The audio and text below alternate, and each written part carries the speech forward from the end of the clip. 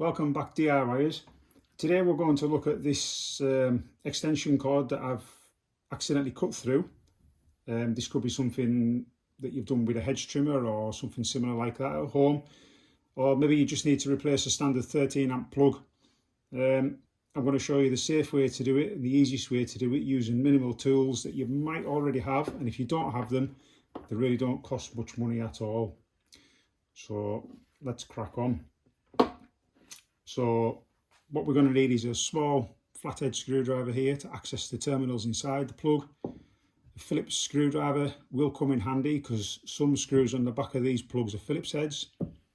Need a set of wire cutters that are sharp and a Stanley knife with a sharp blade in. So first of all, obviously you want to make sure that the cable that you're using isn't plugged in, because we don't want to be getting any electric shocks of any kind. And also you want to inspect probably the length of the whole cable to ensure that there's no more defects. I've kind of just mocked this up to show you, for example. So the first thing you want to do, obviously you want to have a clean end. So you can just cut straight out there, nice fresh end, and we'll disassemble this plug here because we'll just be reusing this. So you want to open the back up with the central screw in the plug. It should just pull apart like so. When you've got it apart, you want to make sure that the housing is nice and safe. There's no cracks and anything like that in it, no defects on here. Make sure the pins are all secure still, nothing's loose. No burning in the fuse area, no burning on these pins here. The wires look in good condition. You know, if that's okay, you can continue to reuse this plug. So we'll just quickly look at the back of this one here so you can see the layout of it. Earth always goes to the top pin. Live, which is brown, in this instance goes to the fuse, which is the live pin, and your neutral wire, which is blue, hooks around there to your neutral pin. So we'll remove these now with our flathead screwdriver. You want to try and take care not to twist your screwdriver over the top of the screw heads, causing damage. And also when you're reconnecting everything, you don't want to over tighten them either, because the connections are made of brass, they'll just strip. So let's get them out of there. We don't need that, so that can go. So a new piece of wire here is going to need stripped back with the knife first to expose the 3 internal cores, the live, neutral and earth. So you don't need to knock too much off it. So I'm just going to kind of offer it up there at about that length. So just get your knife. You can wear gloves if you want to. I'm not. I've done this quite a lot, but you know, just be careful using a knife. And you just want to gently strip this off around here, like so. You don't want the blade going all the way through, just enough, and you'll find that when you crease the wire over like that, it'll just snap out and just pull off. And there's your 3 cores that you're going to use to reconnect. Okay. So when you're putting it back together, it's easier if you have everything kind of lined up first. So you get your neutral there, your earth and your live, and that's going to go in the plug like that. You don't want it like that, because you're going to have to cross everything over, or like this, or like that. So there's a little cable strap that goes across the bottom here. So I always like to just hold the cable on there like that, move the live over to where it needs to be connected, and just make a little cut. And that's how long the live needs to be. Wire cutters again, gently strip that back, not too much, just enough to expose the internal copper of it. You can see that there like that.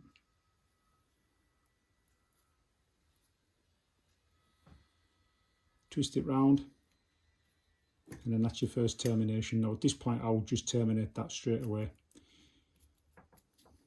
Just fit that in there nice and snug.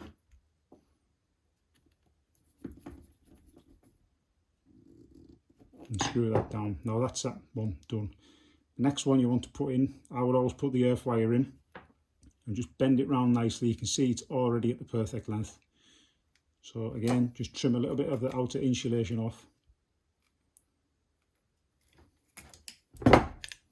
Just enough to expose enough copper to fit inside the pin. And again,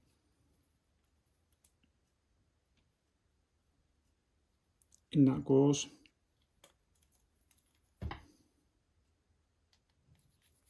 And tighten that one down. And last one is the neutral. This is always a bit fiddly, but you just want to bend it round and cut it. Trim a little bit off it. Then strip the wire back. I always like to twist the strands around. Just a little note there, when you come to strip these back here, if you go too far through with your wire cutters and you end up removing the little piece of insulation there, you will see some copper strands in there. If that's the case, you're going to have to start again. You don't want to reduce the size of the wire. So say this one's a bit fiddly now, but you've just got to persevere and it will eventually just pop in there like so. And just nip it up like that. And that is it there, perfectly done. So final inspection, you don't want to have any exposed copper wires hanging out at the bottom of these. You want to ensure they're all fully in. You can give them a little pull with the screwdriver underneath to make sure that they're all fully seated properly. I know that's okay. This one did come with a wire clamp. So this is used to hold the cable in place if it accidentally gets tugged on this. So if you are using it for a hedge cutter, for instance, chances are you might pull the extension lead across the garden. It's not ideal, but this cable clamp here is to try and reduce the chances of the wiring being pulled out. So when you fit in this is where you'll need your Phillips screwdriver. Just to put that in there like so. So just do one side halfway down. You don't want to fully close that clamp down on that side, just halfway. You can see the screw there. And then this screw in the other side. So with this one here, it's a bit of experience involved, but you just want to clamp it down enough to stop the wire coming out. You don't want to close it all the way down, because if you do, you'll end up damaging the wiring. So just enough, maybe halfway. Every single one will be different depending on the size of the wire that you're installing, but you can give it a little tug and that's not coming out of there. So lastly, refit the cap. Use your flathead screwdriver and just screw that home. And that is how you fit a 13 amp plug onto a flex. So you can do lots of tasks with that. If you need to increase an extension lead or replace a wire on a lawnmower or a hedge cutter, for instance, that is exactly how you do it. Thank you. If there's anything else you'd like me to do or to show you, just drop it in the comments. Any task around the house you're unsure of, or anything motor related, DIY, garden related, repairs. I'm going to start to really sort of get to grips with this channel and increase it to help the homeowner do a lot of these tasks themselves, so they don't feel scared about, you know, undertaking them or calling in a professional or throwing things out when it's unnecessary, when it can be repaired. So there we go. Thank you very much. Like and subscribe, and more content will be coming your way.